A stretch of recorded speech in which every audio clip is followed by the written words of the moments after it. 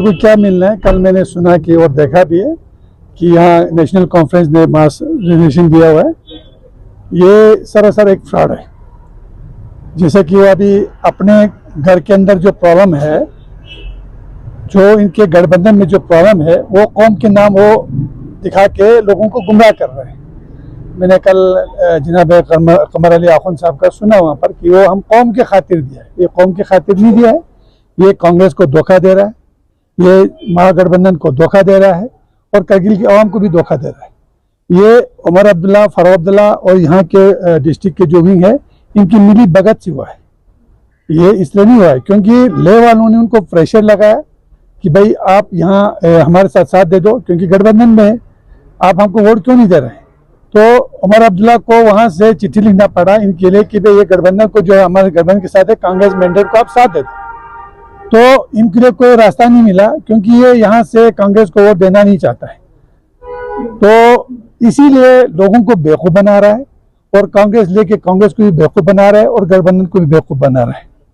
वही बात कांग्रेस की, आज तक 15 साल से कांग्रेस ने कभी नेशनल पार्टी, नेशनल कांग्रेस को नेशनल मैंडेट पर कभी वोट नहीं दिया, कभी वोट नहीं दिया, क्योंकि इनका जो मैंडेट है वो सिर्फ करगिल के गलियों तक ही महदूद है। और जो कांग्रेस की यहाँ की पार्टी है, वो कांग्रेस के मैंडेट को जो है यहाँ पर सिर्फ अपने गालिब के सियासत करने के लिए मिसयूज कर रहे हैं। इससे ऊपर कभी नहीं किया। और 15-20 साल से जो है करगिल का जो कांग्रेस का जो वोट है, वो कभी नेशनल मैंडेट को कभी नहीं दिया। ये सिर्फ एक गेम खेल रहा है और आज जो रिजाइन दे रहा है वो कौम के नाम दे के लोगों को बेवकूफ़ बना रहा है। ये इनकी अपनी जो है वहाँ पर मुसीबत पाट गया, उनके सर पे आ गया कि वहाँ से थोपा गया कि भाई आप वोट दे दो, हमारे यहाँ पर गठबंधन है। तो फारूक अब्दुल्ला का वहाँ पर बुरा हाल हो गया। इसलिए ये एक ड्रामा है, सिवाय ड्रामा के कुछ नहीं है। कौम के लिए इन्होंने कुछ भी नहीं किया है। आज जो कैंडिडेट निकाला है इन्होंने, किस तरीके से निकला और करगिल वाले कितने खुश है उस कैंडिडेट से, वो सब कुछ जानते हैं।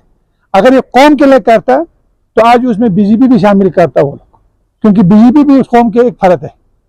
सबको मिली भगत करके, सबको मिलजुल के अगर कौम के लिए करता, करगिल के लिए करता, इस्लामिया स्कूल को भी बुलाता, IKMT को भी बुलाता, अंजुमन सरजमान को बुलाता। ये प्रेस कॉन्फ्रेंस से पहले शुरुआत में उन्होंने बात किया कि ये कांग्रेस और नेशनल कॉन्फ्रेंस का कैंडिडेट है और हम दोनों ने फैसला किया है कि चाहे कांग्रेस का मैंडेट आए या ना आए, यही हमारा कैंडिडेट है।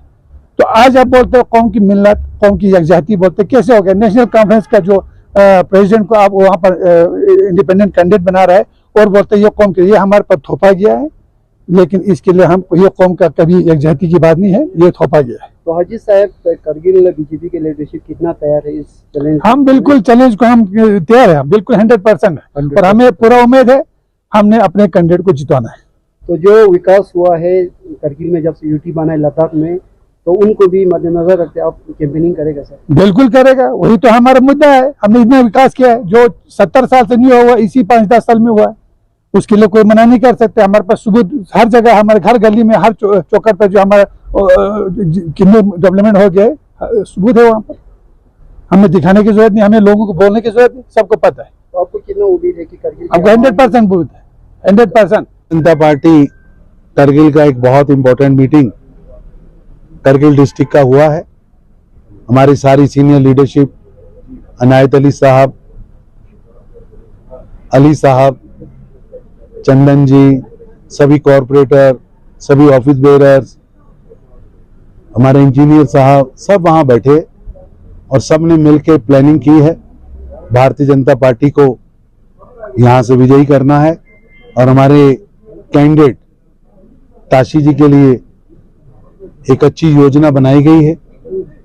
पार्टी का एक एक वर्कर, एक एक मंडल प्रेसिडेंट, एक एक बूथ इंचार्ज, जिन्होंने चुनाव लड़ा, सभी बूथों के कार्यकर्ता मिलकर गली गली जाएंगे और प्रधानमंत्री मोदी जी के लिए, क्योंकि मोदी जी ने करगिल में हॉस्पिटल बनाया, मोदी जी ने रोड्स बनाया, मोदी जी ने यहाँ गरीबों के घर पे फ्री राशन दिया, टनल जो सबसे बड़ा जोजिला, जो आज वोट मांगने जा रहे हैं, मैं उनसे पूछना चाह रहा हूं कि 70 साल आपको ध्यान ही नहीं आया कि करगिल 6 महीने देश से कटा रहता था, श्रीनगर से कटा रहता था।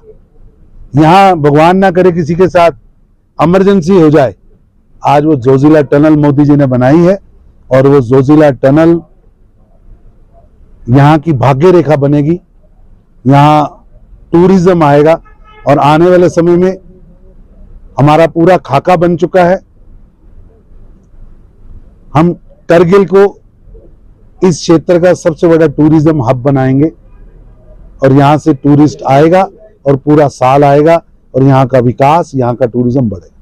सर आपको कितना उम्मीद है इस बार जो है लद्दाख की जो आवाम है बीजेपी के साथ देगा, क्योंकि सर 10 साल में जो है बहुत तरक्की हुआ है करगिल लद्दाख के अंदर। तो सर एक करगिल का पुराना डिमांड है करगिल एयरपोर्ट, जोजिला का भी हो गया सर, उसका थोड़ा बताएं। ऐसा है कि कारगिल एयरपोर्ट भी और यहाँ पर शटल हेलीकॉप्टर, ये दोनों योजनाएं फाइलें तैयार हैं।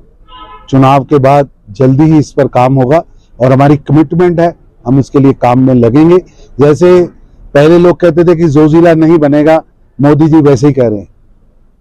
आज वो देखे जाकर जोजिला बना है, वैसे ही यहां से कनेक्टिविटी, एयर कनेक्टिविटी, मजबूत एयर कनेक्टिविटी हम बना